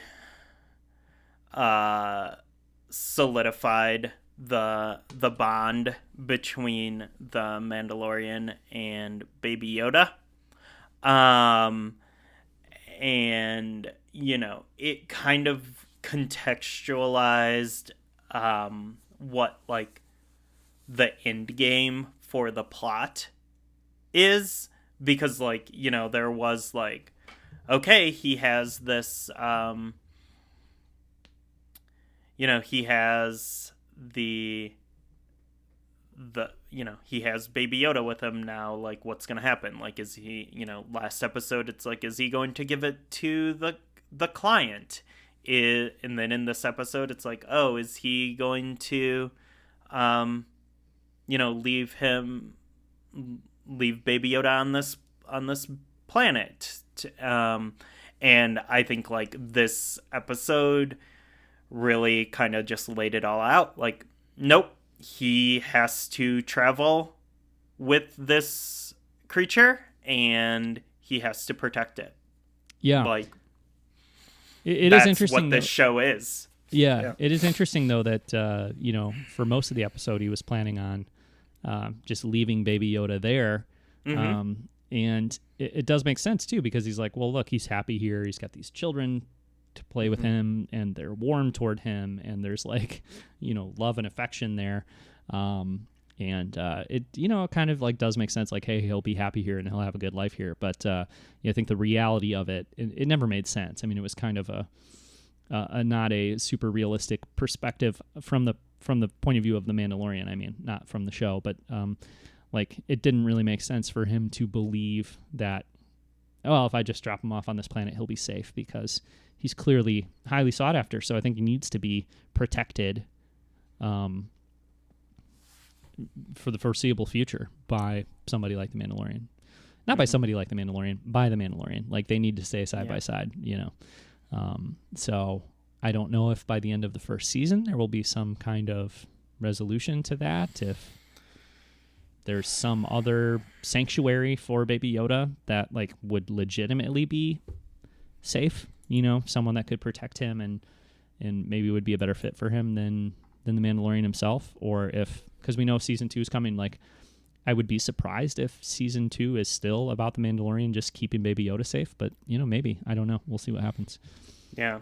But yeah, like the idea of just leaving him in this little village with these people who can't even protect themselves from some marauders or raiders or whatever. Well, one of them can. That's true. What's her name? It's not Omar, but it's something along those lines. Yeah, I think is it Julia Jones is the actress? Oh, I'm not sure. Okay, yeah. But yeah, so I mean, he meets this woman, and there's a little bit of. I do feel like this episode's very good. Every episode of The Mandalorian is very good, but I do feel like there's like maybe a little bit too much going on in this one episode. Like, there's a lot packed in here. Yeah, and they try to kind of build this idea that there's this strong connection between the Mandalorian and this woman, this mother, in this village, and Cara Dune makes a comment to him like hey, you could just stay here with this beautiful widow who's like super into you, dude, and you could just raise your boy here in this village with this woman, and she puts her hand on his helmet and tries to take it off like they're gonna smooch or something, as Irvin Kershner would say. Yeah. But do you agree that felt a little rushed? Like, almost it was like 1 second, he's showing up in this village, and the next second there's this like strong connection between him and this woman. No, because I think that's how romance works sometimes. Oh, okay. Sometimes there can be like an instant strong connection, especially in storybook romance, in film and drama. That's part of it. Like I bought it. I bought it completely. I think like what's interesting though is like okay, so it reminded me of Toxic Avenger 2, maybe. Oh, sure. Yeah. It's a reference point for a lot of people. Yep. Yeah, I think it was Toxic Avenger 2, where Toxic Avenger trauma film, super hideous dude, but also a legitimately good dude. And there's a romantic subplot around him and a blind woman who, can only, just knows that he's a good dude, but he's also like hideous. Yeah. Hideously deformed. And so I thought about that because I was thinking about like how it's kind of the same situation here, where this woman, like, we all know that it's Pedro Pascal under the helmet, who's a real cute dude, and we all know that, but people in universe don't. So like, all I could picture is like Him taking his helmet off and looking like the Toxic Adventure? No, I picture him taking his helmet off and like 2 giant green ears pop out, and he looks like a really tall Yoda. Oh.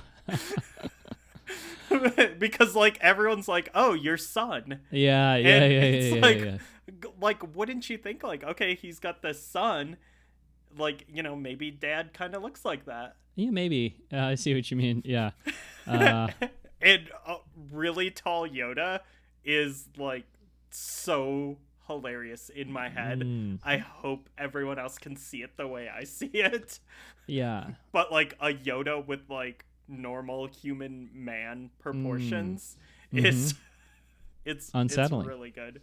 Yeah, if anyone can like Photoshop that and like send it, we'll tweet that out. Well, I was gonna say, what will we do if that happens? We'll tweet it out. It will make me smile. We'll appreciate it. Yeah. Yeah. Yeah. No, I wouldn't say that I didn't buy the connection, but I would just say that, like, to me, because I think one of the things the episode does through dialogue a little bit is try to sell the idea that they've been in that village for a couple weeks. But it doesn't really feel that way watching the episode.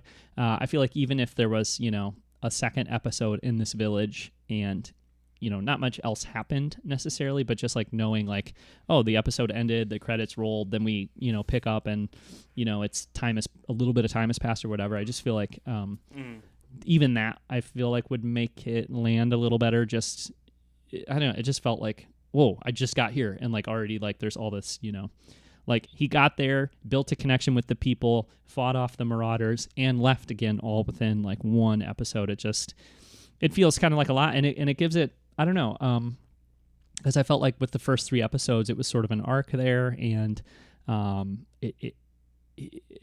of them really felt like too much to me. Like, oh, this is just an episode of a TV show. It just felt like the story kind of continuing and stuff. And then this one, I did sort of feel a little bit like, oh, so this is the episode on this planet, you know what I mean? And it's kind of like a self-contained story, and he gets there, he fights the people off, he meets a girl, they can't be in love, then he leaves, you know? Like, it all happens in one episode. It just felt a little fast for me. That being said, I think there is the potential that he'll still be on this planet on the next episode, or that something happens, because I believe the episode ends with him on his way back to his ship, but we don't actually see him get on the ship and take off yet, right? So, I don't know. Maybe he will end up having to stay there or getting attacked or something else will happen. I don't know. But yeah, it's not a big deal. I like the episode a lot. But I think because it was so jam-packed and felt a little, to me, a little too full and tried a little too hard to pack it all into one episode, it's probably my least favorite of the 4 so far. Oh, really? Yeah, I think so. But, I mean, oh, wow. I still really enjoyed it. And there's a bunch of stuff I like in there a lot, you know. And overall, I like the episode very much, but it had a little bit more of an episodic, like, it just felt a little more like a TV show to me than the other episodes did. Yeah. So yeah, I can definitely see that, which is, you know, not necessarily like a format that I love, like, you know, like Freak of the Week or whatever. Approach is not, you know, something I love in entertainment, but I felt like that was happening, but at the same time, like, it also like really moved the bigger story forward, and like the stuff that happens in the conflict to me felt like just, you know, a way to move the bigger story and like to go deeper on that bigger story, because like you're right, this was a packed episode, and also like as we're talking about this, like I'm seeing like I just saw a Hollywood Reporter article that's like, is The Mandalorian too slow? And it's like, oh Jesus, are you serious? like critics complain that the story is moving too slowly. It's like, are we watching the same show? Because like there is so much stuff happening. And maybe like plot wise, it's slow. Like if you expect like a resolution next week or something, but no, I would say moment to moment it can feel slow. I think in a good way, but I could see where they're coming from, like looking at the show overall, because like for instance in the third episode, it's like how could you call that show slow when he breaks into that Imperial compound, gets Baby Yoda out, and then the Mandos come and save the day at the end, and it's like there's so much going on in that episode. And I think like in episodes 3 and 4, there's less of what that article might be talking about. I haven't read it yet, but with the first two, it's like there's very little dialogue. You know what I mean? There's long stretches. Like I think in episode 2, it's like nobody says anything for 10 or 15 minutes, and it doesn't make the show slow necessarily. But I can see where somebody would be like, "Huh, there's a lot of like long silent stretches in this show and that kind of thing." Now I think episodes 3 and 4 move away from that pretty significantly, especially episode 4. I mean, like bringing all Cara Dune and this woman in and all that. Like there's a lot of dialogue and discussion and conversation, so I don't think it's slow at all.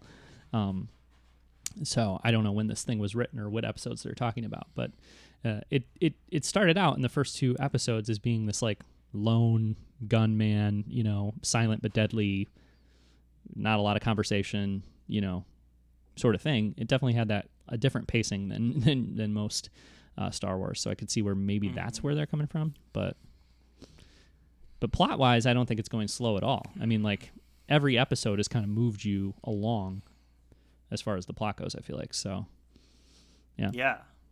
And I mean, I think like, I don't know, like it's too early to say because like, with like a long form storytelling like this, we're halfway through. Yeah. Like that's wild. But like, it only takes, as we've kind of found out with like stuff like Lost and Game of Thrones, like it only takes a couple bad episodes to completely sour people's opinions, or like even just like not even bad episodes, like a few like creative choices that to like just completely kill the momentum of something.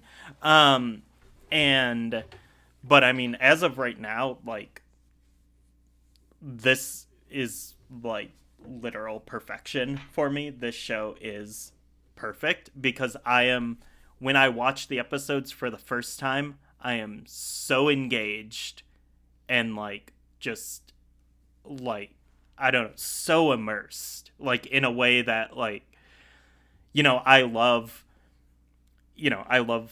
Star Wars. I love Star Wars TV. I love, Clone Wars and Rebels and stuff. But like when I'm watching an episode of Resistance, like I'll pick up my phone, send a text, check Twitter, like, stuff like it's kind of a background show to me. There are moments where I'm like, oh wow, cool.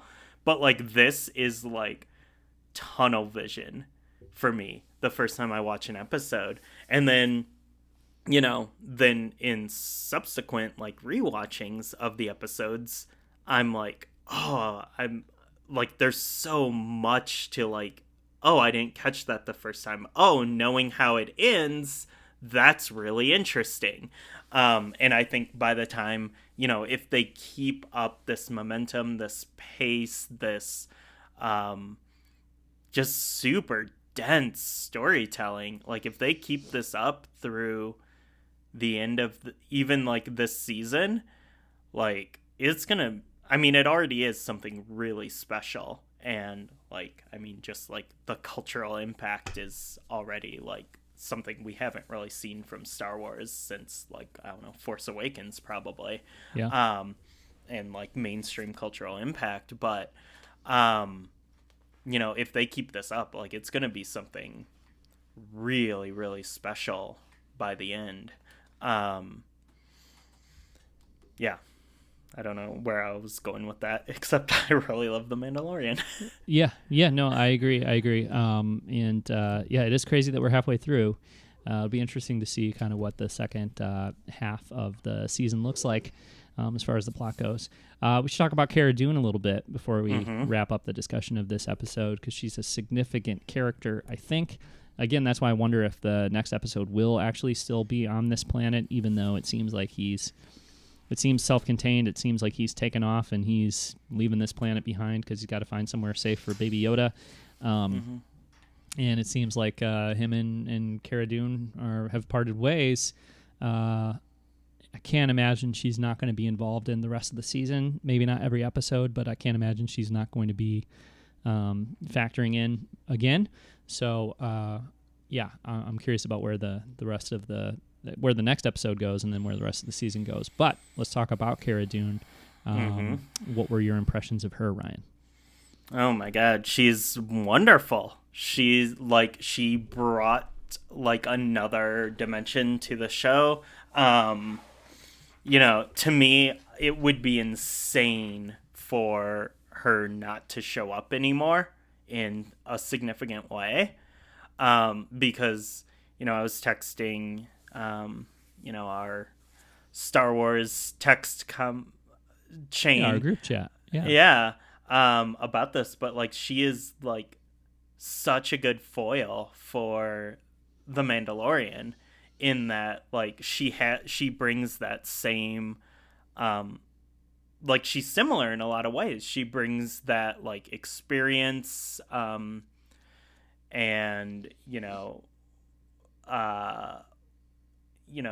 independence and everything that like he has, and also like that world weariness, I guess. And I love the part where she's like, yeah, I was like, I was doing important work for the rebellion, and I was leading squads and all this, and then the New Republic takes over and I'm like escorting diplomats and stuff, and that's when she's like, yeah, I don't want to, this isn't what I signed up for.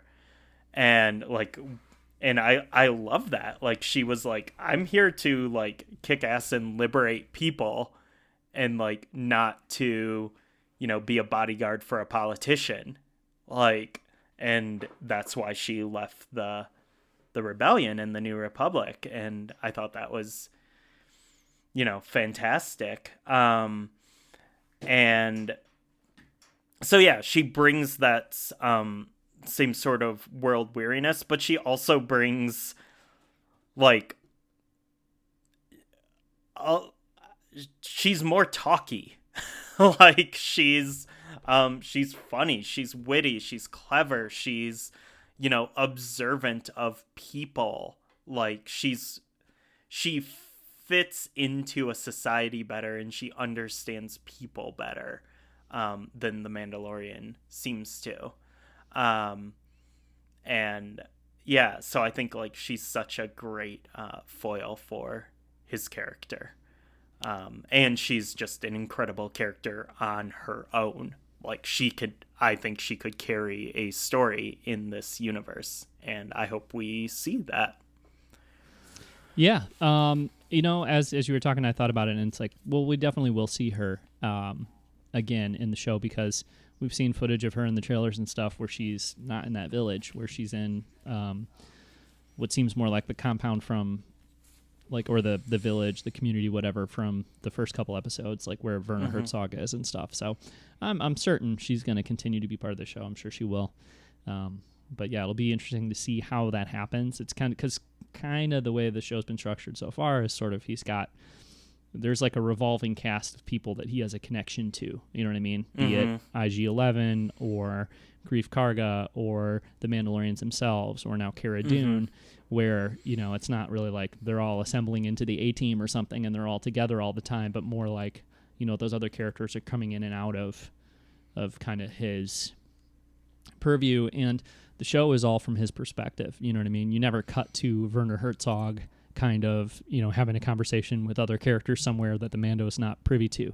You never cut to, Greef Karga you know what I mean? You never cut to anything except for what the Mando is experiencing. So if they continue with that, then she's only going to be involved when she's with him. I don't think she'll be like a permanent member of his team and with him all the time, but they could. That would be fine. I don't get that feeling necessarily, but I do think she'll be involved more significantly as the show goes on. So, which is good because I liked her too. I think she's cool. I don't know if I'm quite as enamored with her as you seem to be, but I definitely like her a lot. Yeah, she's cool for sure. So, and there's room to develop that character further, no doubt, just as there was with the Mando, or there is with the Mando. So we'll see kind of where it goes. But I think last thing that I have on this episode is that it continues to have the video game influence, I feel like the show does. Because when they have to bring down that AT-ST, it's so like video game, like we got to get it to walk forward and step into this like spot, that feels pretty video gamey. But then like the way it was directed and shot, where it's like, okay, you got to shoot it in the eye. If you shoot it in the eye, that's the weak spot, and then it'll bring it down or whatever. It was just so like boss fight.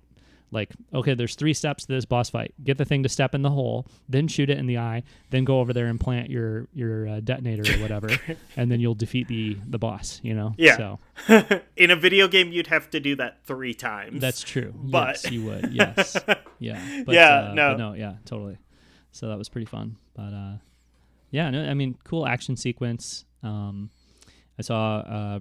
probably Phil Shostak, maybe other people tweeting about, maybe Matt Martin tweeting about the influence of the Seventh Samurai on this episode, and similarities between that movie and the episode. So that was cool to see as well.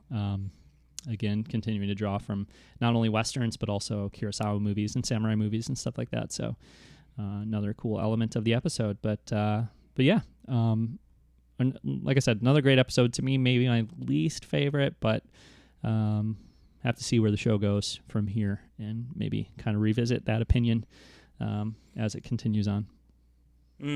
Yeah, I mean, I don't know. Like, I guess it was a matter of time before we were ranking. No, we've been doing it. Like, I think Mandalorian episodes. We've been doing it. I think you asked me that. Did I? I mean, episode. yeah. I don't know, but I think I'm not proud of it, but I do it. Yeah. Episode 3, The Sin, still my absolute favorite. Yeah. I mean, like I could put The Sin up in my top 5 like Star Wars movies. Oh, like wow. I feel like watching that episode again, for God, I think it's the 5th time. I feel very strongly about that episode, and I think it's one of like the best Star Wars things ever. And yeah, I would say this is probably my second favorite episode. Okay. I really like a lot of what's kind of going on in this episode. I like how packed it is, and there's a few just kind of like little touches that I just loved in this episode. Even though I agree with you, I think stuff goes a little too fast. Mm-hmm. But when you like it doesn't feel that way necessarily in the episode. Like it moves really, it feels well paced. But like in retrospect, yeah, some stuff does feel a little too fast. And I get that and acknowledge it. But at the same time, like, I think there's so many great small moments in this episode too. There's some killer shots for one. I love the like opening of the episode that's like underwater, and then it like kind of pulls up to them like fishing. And I think like that's just it's a intelligent and gorgeous shot, but it also is like there is like a ton of storytelling in that shot too. It's not just like, oh, here's a fancy shot just to be fancy. No, I think that's great. There is definitely not as much visual storytelling as in The Sin, which is just like so packed full of it. But I also think the way that they made the ATST, like this giant, like Jason Voorhees, basically, the horror of it, which like really reflects like, you know, how these aren't, this isn't, this isn't Hoth, this isn't, these AT walkers like being fought with, spaceships. Like, this is like this small fishing village, where these people are terrified of this giant contraption, and that can do a ton of damage. And I think like it's portrayed like a true horror, and it's like the sounds, it's like the T-Rex in Jurassic Park, and the red eyes, like it's looking at an ATST in a way we've never seen it before. Like you kind of get that a little bit in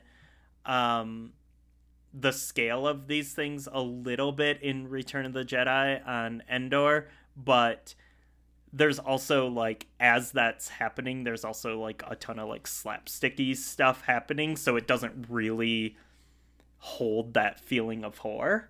And I think here it really kind of communicates that, and you feel it, and it's awesome. Yeah. No. Yeah. Absolutely. For sure. And this one directed by Bryce Dallas Howard, which is worth noting and cool. This is her episode, so impressive first Star Wars director credit for her, I suppose. It was a good episode for sure. Yeah. Can I say, do we have time for me to shout out a few more things? Yeah, sure. Okay, great. So something else I love that I didn't catch until I think like the second viewing was when the woman was asking at the end of the episode, the like sort of epilogue part where some time has passed, and she's asking like, oh, are you hungry or something? And then like, I'll set it inside for you. Like this, this idea that like, yeah, the Mandalorian takes off his helmet, which is something that's established in this episode. It's, but like, he's not going to do it in front of other people. Yes, I was glad that they did that because, everybody's kind of wondering, I think, after episode 3, wait, so he never takes that thing off? How does he eat? When does he brush his teeth? Like it seems kind of gross. And I feel like it was almost humorous in this episode when he was like, she asked him like, when's the last time you took it off? And he's like, yesterday. It's like, okay, whew, good. He does take that thing off sometimes, just not in front of other people. Although I will say, I just got done saying like, what a great, first kind of episode for Bryce Dallas Howard, or first Star Wars thing that she's directed, and she did a really good job. The one moment in the episode where I was like, this doesn't make sense, or this is just not like well thought out or whatever, is like she brings him his food, and then he stands there in the window of that hut with his helmet off. Like you see that he takes his helmet off, and he's like standing there in this giant like opening of this hut with the helmet off, looking down at Baby Yoda playing with the kids or whatever's going on out there. And it's like, oh, they could all easily look up right now and see him with his helmet off, And it's like, it's not worth like worrying about or caring about or whatever. But it's like, somebody should have thought about the fact that we're making this big deal out of the fact that he will not let other people see him without his helmet on, but then he'll just like stand in an open window 15 feet away from a group of people with his helmet off, and they could easily see his face. It's kind of goofy. Well, but we also learned in this episode that he can turn around super fast. Oh, okay, sure.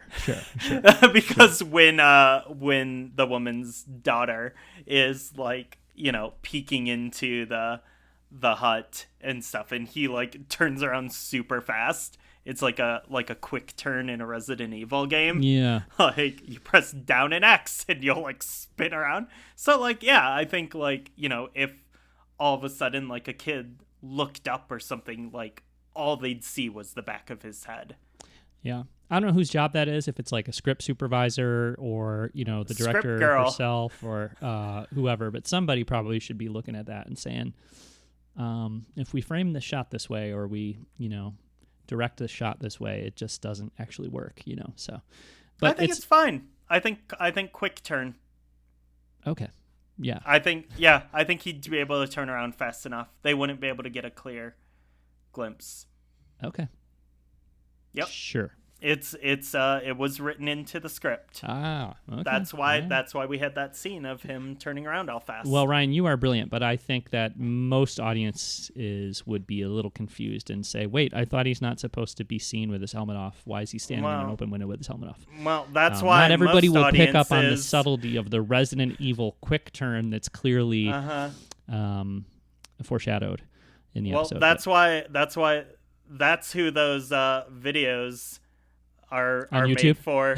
Yeah, those videos like, hey, did you know that Star Wars started 40 years ago? And like, here's some, and like, it's still the same. And like, this is the end of that. Like, let's really like hammer that home for you. Oh my God, come on. Yeah. Yeah. Okay, that was rude. It was, yeah. Anyways, So those videos are better than this episode of The Mandalorian. So what else? Oh my God. Okay.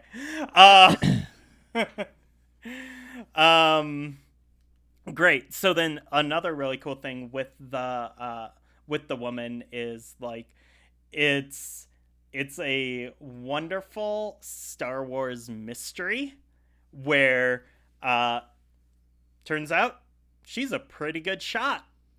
Yeah. with a rifle, and she's a widow. She has a daughter, and she's really good at shooting. And there's no point in the episode where like the Mandalorian or Cara Dune or anyone is like, so why are you so good at shooting that gun? And then she's like, well, which I think is like, and I'm not saying that they're not going to address it at some point. They will. I mean, potentially they could address it at some point and explain it, but I love that it's not explained right now, and that maybe it will never be explained, and maybe they'll explain it next episode. Who knows? But it's one of those like super fun Star Wars mysteries that is just there. And I know it's like, it's frustrating for people who are used to like entertainment where literally everything is explained 5 seconds after a mystery is introduced. But I love that it's just like, it's just there and they just move on. I'm okay if like it's part of the story and they explain it later, or if it like she never comes up again and they never explain it at all. That's cool too. And I thought that was like really, really classy and really, really fun, because a lesser television show would have like not left it a mystery for more than 10 minutes. Yeah. Okay. Sure. I felt like that was like one of those moments where I was like, oh, I'm watching a TV show. This feels like pretty fast and not very subtle. You know what I mean? Which is fine. I guess you don't have time to be too subtle, but they didn't really build like this thing where it's like, oh, wow, this woman seems to be more experienced than you'd expect her to be. It's like, just like, oh, check it out, I can do everything, like, you know what I mean? And it was just sort of like I I don't know. It was fine, but it just felt like a TV show in the sense that it was like real quick. You know what I mean? Not quick like, oh, how come she can shoot well? Like, no part of me is like surprised or feels like it's like, you know, not believable that she can shoot well. But it just didn't feel like like you were describing it as a mystery or something. And to me, it's just like just something that they were like, oh, she's good at shooting and everybody else isn't, and that's it, and we're just moving on. You know what I mean? And I guess if you look at it as like, they're planting the seeds and they're going to come back to it and explain it, then that is potentially a fun mystery. I kind of just viewed it as sort of like, here's a thing that we're going to use to differentiate her from everyone else in the village, but provide no discussion of. You know what I mean?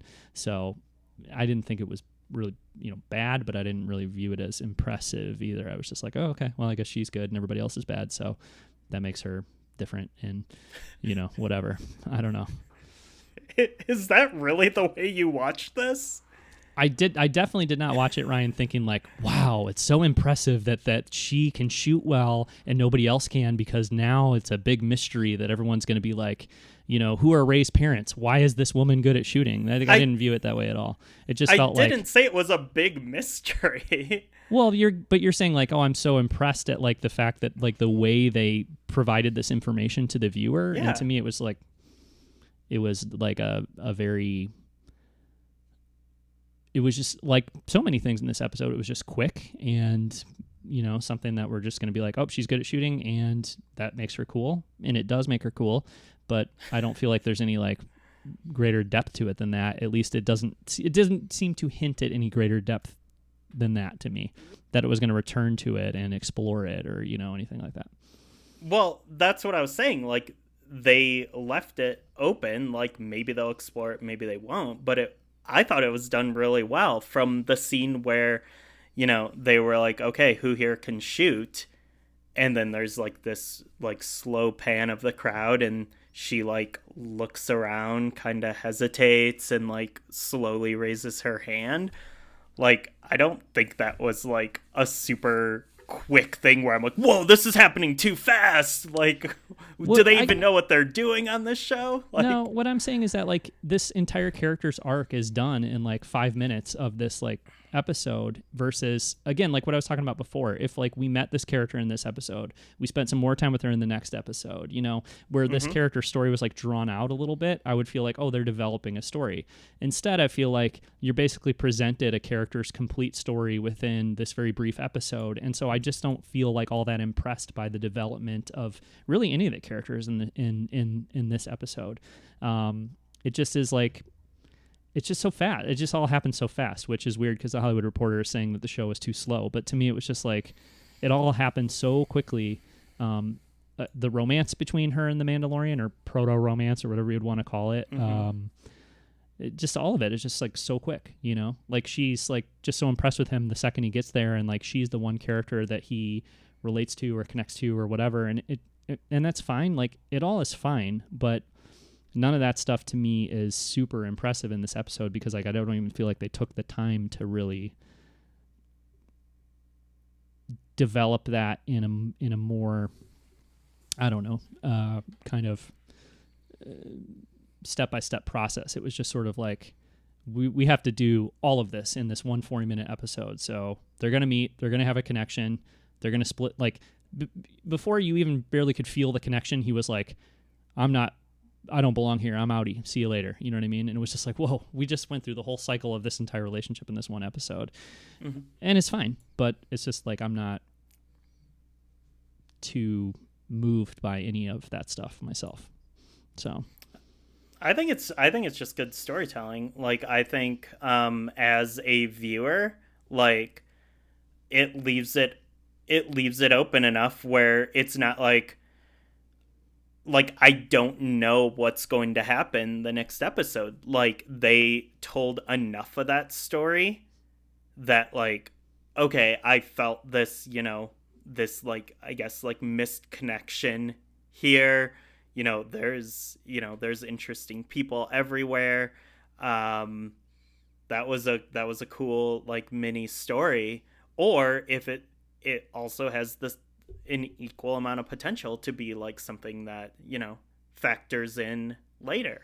And I think that's cool because a lot of times with like TV shows and stuff, like you see like, oh, they're setting, I can see what's being set up here. Like, Well, oh, I that's can't. gonna. I mean, don't you think that there's like a strong possibility that in the next episode, the Mandalorian will be in trouble on that planet, and then she'll pop up and shoot somebody because it was established in the previous episode that she's a good shot, and that'll be fine. It's possible, she could never show up again. Right, but and I'm just I saying, feel like both are equal possibilities, and I think that's really cool. That like I don't know what's going to happen next. Right, but what I'm saying, if that first result happens where like she pops up and like the fact that she was proven to be a good shot in the previous episode means that she can like save him in the next one, I wouldn't say that's bad, but I wouldn't be too like, I wouldn't fall all over myself and be like, oh my god, it's so smart how they introduced her as a good shot in the last episode. I think I would look at it and say that is very typical sort of which you used to describe the YouTube nostalgia videos earlier, on the nose, like very obvious storytelling. Mm-hmm. It would be extremely obvious by the numbers, like exactly what we've seen in about 10 million TV shows before.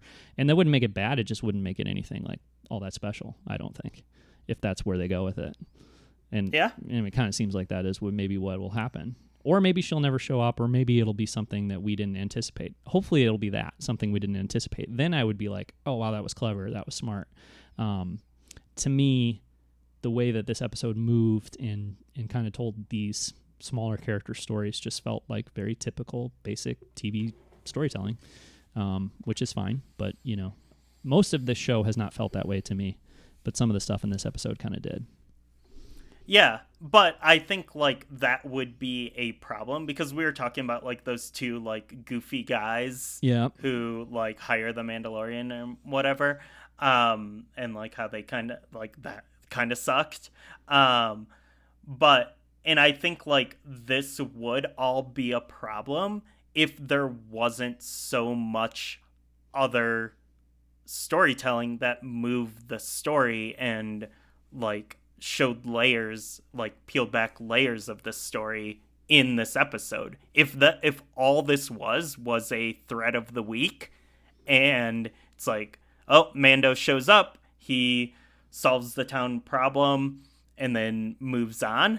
Like, if that's all this was, then yeah, it wouldn't feel like anything. Like, it would just be like entertainment. Like, but the way that, we got this, like the tapestry like grew, and it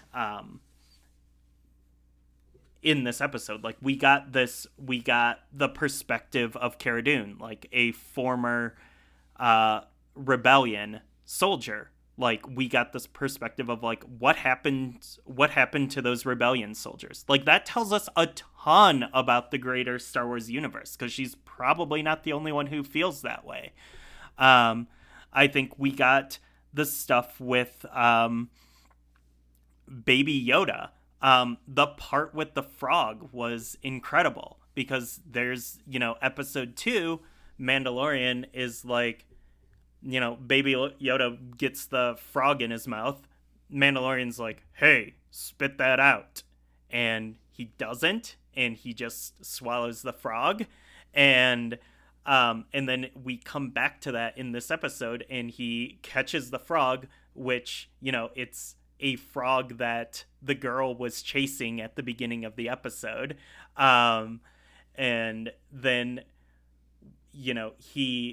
Baby Yoda catches the frog, and this time he puts it in his mouth, and these kids are like disgusted and like, oh, that's so gross, and they're like really making these like visual signs that it's like gross, and like, and then he spits it out, like and like, that's, I love that it's showing like he's being socialized by being with children of his age. And then, you see that, and then you see like the Mandalorian be like, no, he should stay here. And like the Mandalorian thinking like, this is the best thing for him. Like, me grumpily saying, barking directions at him doesn't work. Like when he's like, stay here, and next thing you know, like Baby Yoda's standing right next to him. Like he needs to be socialized with children his age. Well, not his age, but his relative age. And I think like that stuff is like, there's just so much like really, really cool stuff going on like outside of the plot here, that like any like kind of traditional or cliche like plot moments in this like were just they didn't really bother me. And I think the plot was fun too. Like it wasn't terribly original or anything. The idea of like a lone gunman coming and defending peaceful village from violent raiders, like that's nothing. That's well, nothing new, but there was so much other stuff packed in this episode that like it didn't feel like a wash to me. No, I like the episode a lot overall. I'm just saying that certain parts of it, like to me, work on a basic level, a not super impressive level. Even if the greater whole is very impressive and a super good episode, I just feel like there's certain components of it that to me did not necessarily impress me. Like they were good, but they weren't like great to me. The episode overall very good. Like I like the episode overall quite a bit, but certain components of it I thought were just okay, and then other parts I thought were great. The stuff that you just listed was very good or great. I also thought like one of my favorite moments was early in the episode when they were in the Razor Crest. Is that what it's called? The Razor Crest? Razor Crest. When they were in the Razor Crest and Baby Yoda was like out of his, well, I guess he just walks around now because he doesn't have a floating crib thing anymore, but car seat. But he like picks him up because he was messing with something, is pressing the switches he wasn't supposed to be pressing or whatever, and then he picks him up and cradles him versus before he would always just like stick him back in the thing, like, and he wasn't very affectionate at all. So even right there, like that little moment is kind of demonstrating some progress in terms of his paternal instincts and that kind of stuff. So I thought that was a really nice little moment too. And that's one of those things where, it's I think is done well because it's communicating something simple, but also in a subtle way. He doesn't then look down at Baby Yoda and say, "You know what? I am glad to have you around with me right now, Baby Yoda." Yeah. Which they could, and that kind of stuff is just a little kind of takes you out of it. So he doesn't do that. I didn't like that line in the previous episode when he's like, "I got to get one of those rocket packs or whatever." To me, it's like you could have just looked at it and been like, "Whoa," or I don't know what, but like to say it was a little cheesy to me, but it's not a big deal. But anyway, chapter 4, lots of great stuff there, and definitely think it sounds like we're both very curious to see how it leads into chapter 5. If chapter 5 will be new planet, new story, new characters, or if chapter 4 feels like a self-contained episode, but then it's going to be revealed to be something that gets explored further and developed further. I kind of feel like that's where it's going to go, that it's not going to be one and done on this planet, even though that's maybe what it's leading us to think at the end of the episode. I do feel like something's going to happen. Something's going to intercept him, maybe another bounty hunter. I don't know what, but I feel like somebody's going to show up and there's going to be a problem. That being said, we've got to get Giancarlo Esposito, the Moth.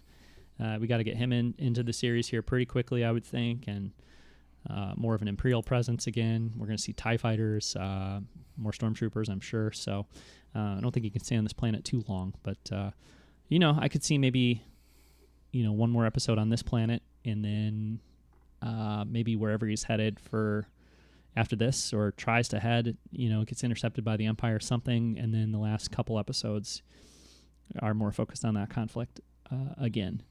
Because I don't know, if he goes to just, this planet wasn't safe, let me find another new safe planet to go to. I don't know. I mean, that could happen, but we know that it's got to head towards a climactic confrontation of some kind. in the final couple episodes, and there's not really that much more time to get to that sort of thing. So this might have been maybe this and the next episode are the sanctuary, like trying to find a safe place episodes, and then 6, 7, 8 are well, that's not going to work. So let's face it head on. Well, I mean, I think like it's already established there is no sanctuary.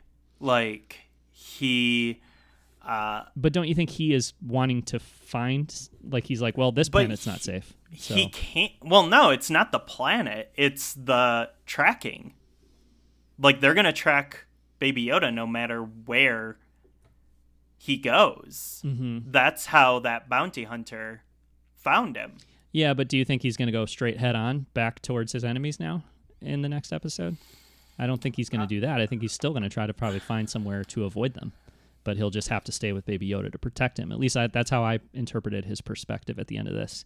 Like, we're not going to go fight them, but also I can't just leave you here naively thinking you'll be safe, because you won't be. So you got to be with me, but also let's go somewhere where we can be, hopefully, a little more safe, But I wonder about that, though. Like, I mean, no matter, is there anywhere, like, what is the range on those tracking devices? Yeah, I don't think there's anywhere safe, but I think if I'm putting myself in his shoes, I have two options: avoid them and protect this baby, or face them head on.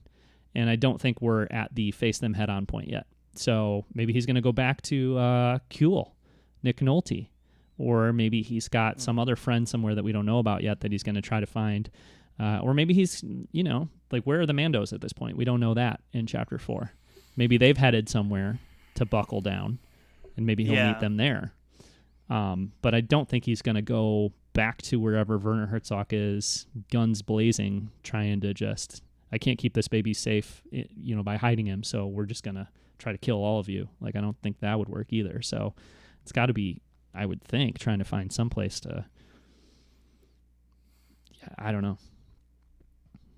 Maybe it's meeting up with the Mandos on some, some place where they can all be together, because that would be safer. Maybe like establishing a fortress, right, or something. Right. Yeah. Yeah, I don't know. I mean, we're thinking like, yes, the conclusion is going to be,